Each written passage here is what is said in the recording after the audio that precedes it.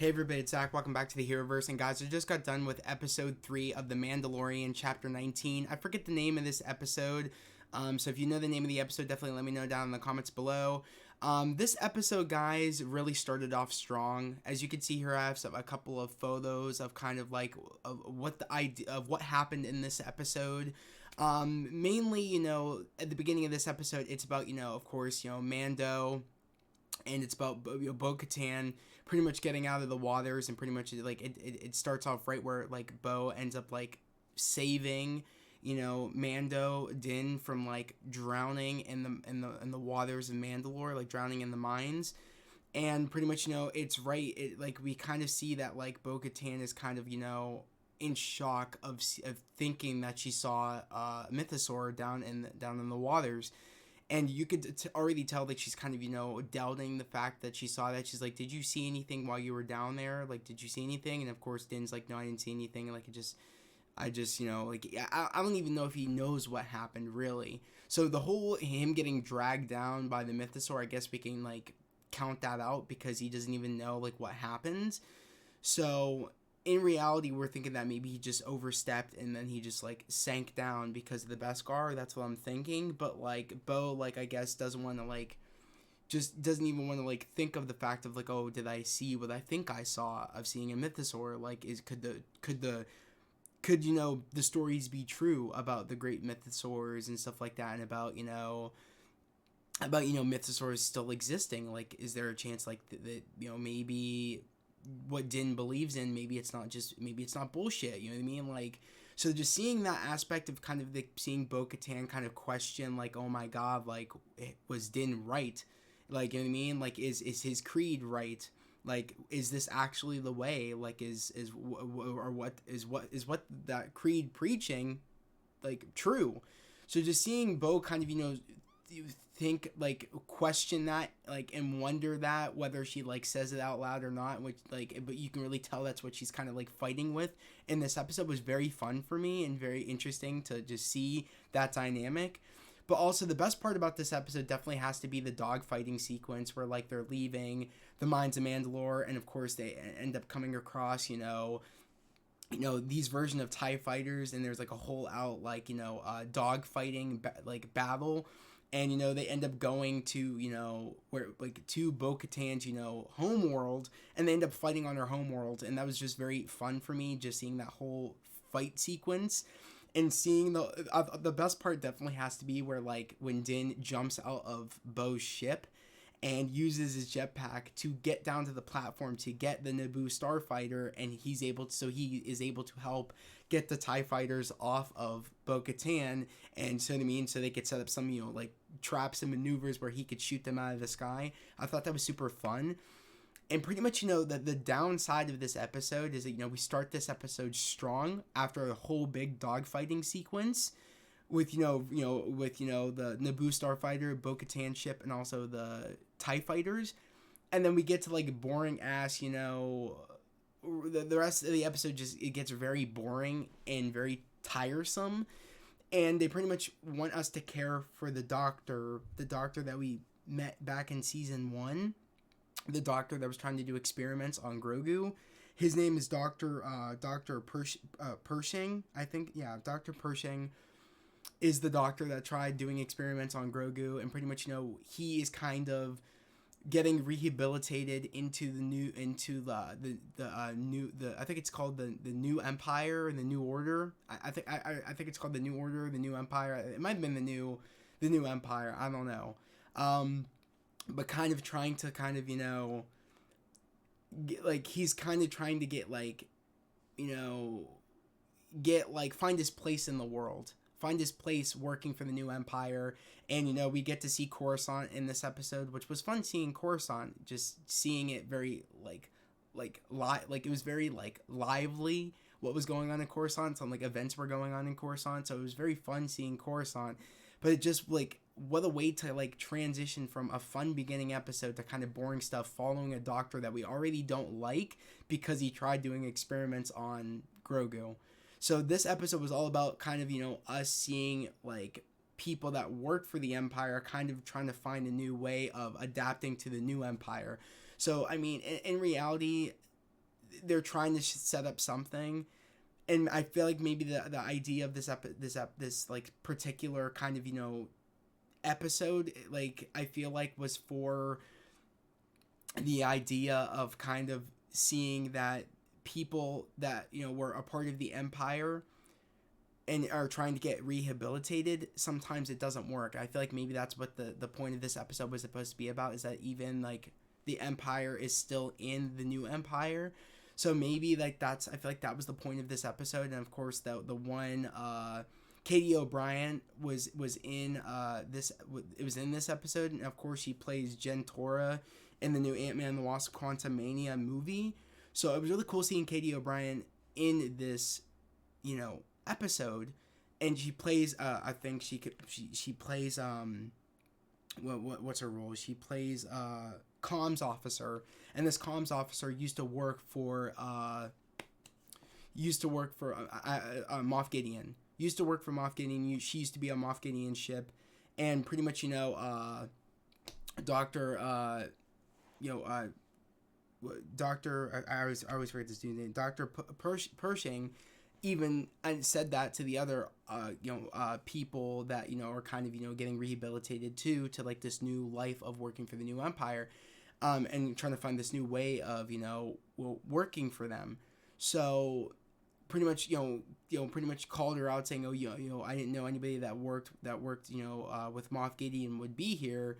And we claim, and she claims that she, doesn't miss, like, the way the Empire used to do things. She regrets doing the things that she did for the Empire, doing the things that she did for Moff Gideon, but yet she betrays Dr. Pershing, making it sound like, oh, he needs to go back to doing his research and, and to help the new Empire. And, they won't know that, they might be against your cloning research, but you need to show them that it's actually can help them. Pretty much trying to set him up to the point where like she ends up like totally like wiping his memory. I'm assuming that she needed to do that because she needs him to be compliant in the cloning process of what she wants him to do. At least that's what I was thinking. Of course, she's working for somebody, probably Moff Gideon, because we heard in this episode that I guess he escaped. There was rumors that he escaped. I'm not quite sure. Is she working for Moff Gideon and trying to build up the work that Dr. Pershing was trying to do for Moff Gideon to begin with? Was she trying to convince him to do that, but she knew that eventually he would go against it when he found out that it was going to be for Moff Gideon. So she totally wanted to put him in a situation where she would set him up so he would get caught, to put him in that machine that the new Empire said that wouldn't wipe his brain. They don't do that anymore. But of course, when she said, oh, I want to be here for my friend, you guys can leave, she ended up turning up the volume to the point where it totally fried my bro's brain and totally wiped his brain clean. So it begs the question of did she do all this to have the Doctor compliant, to do whatever research that she needs him to do, to work for Moff Gideon? Is she working for Moff Gideon? Some people think, oh, could we see Grand Admiral Thrawn this early? Maybe see him make an appearance in this season before we see him in the Ahsoka series. I hope that's not what we're doing, because I want the Ahsoka series to be separate from Mando, but I feel like definitely I could see Mando making a cameo on the Ahsoka series. I could see that. I don't know if that's what's going to happen or not. I don't know if they're trying to set up things here to set up things for Grand Admiral Thrawn in the Ahsoka series. Maybe that's what they're building up here. Maybe these two shows will tie in. Maybe that's what they kind of want to do, make Grand Admiral Thrawn this big threat, and have the Mando show start building up. We see the Empire kind of slowly start building up within the new Empire for Grand Admiral Thrawn, and maybe that's what they want to carry over to the Ahsoka series. I don't know what they're trying to do really, if Moff Gideon's behind this, and maybe she's still that sympathizer, that that comms officer that tricked Dr. Pershing. I don't know what they're trying to do here. We don't have all the pieces, but definitely I thought it was a snooze. I was I don't care for this Doctor, and I know that they're trying to make us care for the Doctor and making it sound oh, the Doctor didn't know. Thought that the Doctor thought what Dr. Pershing thought he was doing for the Empire. He thought he was doing for he was trying to help people. and he was kind of led on astray by the Empire, but now he's kind of trying to like be rehabilitated into this new empire, and this new empire is supposed to do good, and he kind of wants to, he knows that this cloning research can actually be used for good, and this person is trying to manipulate him, saying, oh, like even though the new empire doesn't want you doing this, I know that your cloning research can actually help people, and even though it's against the law and you shouldn't be doing it, because it got stated by the new empire that you're not supposed to be doing cloning anymore. You're not supposed to be doing it. It's illegal, and that's what he was. And this comms officer was trying to manipulate him into being like, oh, this will help them. You just need to show them that it's going to help them, just to put him in a situation where he would get caught, so she could wipe his brain. We don't know why. We don't know who's behind it, and those are the questions I'm wanting. I want to know going forward, but like I just thought it was like, how do we start off with such a good episode and then just all this boring shit that I just don't care about? But I know that they needed to do this probably to like get the lay of the land, to see who's behind everything and see things being built up, and mainly seeing the villain being built up this season. This episode was, I feel like, made to see. Like to see the kind of the rise of like the Empire again and stuff like that, and see who's behind everything, or see who the villain is of the season. So I understand why they did it, but I felt like, wow, like what, like we went from something cool, like what a great way to start, and kind of a snooze fest for the rest of the episode until we get to the final part of this episode, is when they get out from the jump, Bo-Katan and Mando, after they just won the dog fighting against the TIE fighters. We end up getting back to the place where the armorer lives, and where, Mando's, Creed lives. Like, so that was cool to see Bo-Katan go there. And also, in the midst of her saving Din, she actually got, got cleansed too, to the point where she can be a Mandalorian again, or their version of the Mandalorian, about, like, that's the way the Mandalorian should be.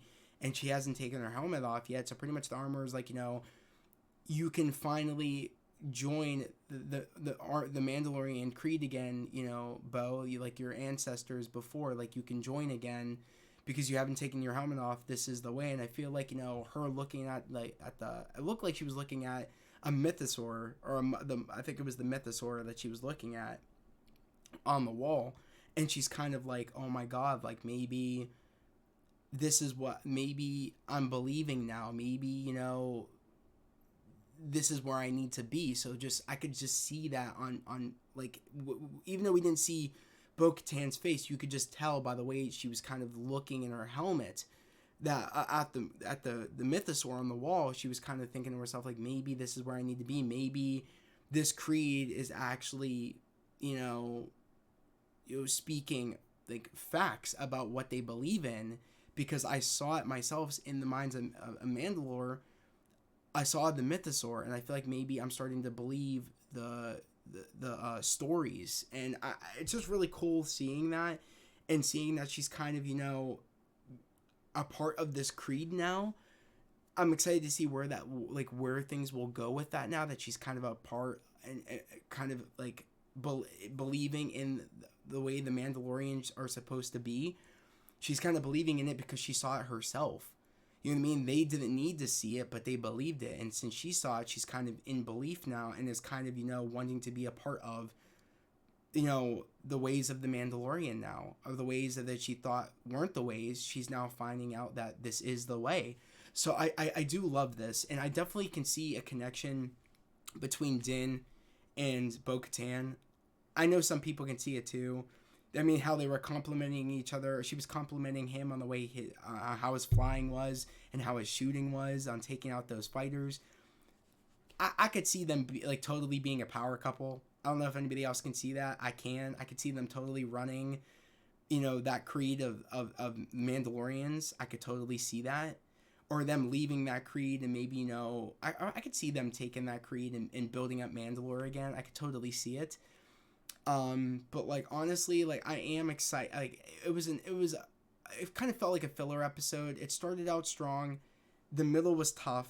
Like I said, I yawned about like 5 times in this episode once we got to like the doctor New Empire, comms officer betraying the Dr.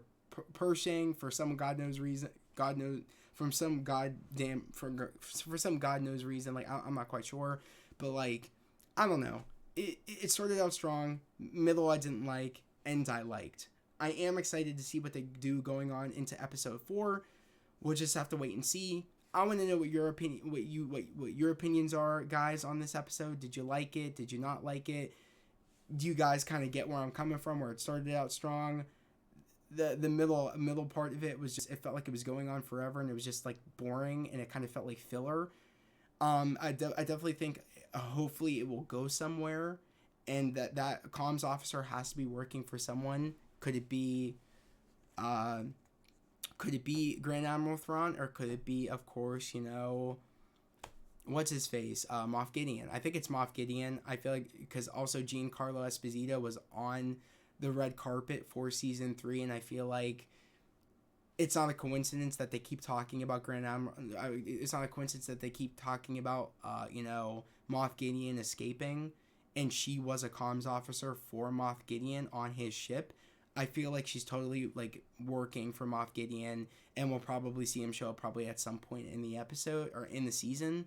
But who knows? I could be wrong. I don't know what they're trying to do.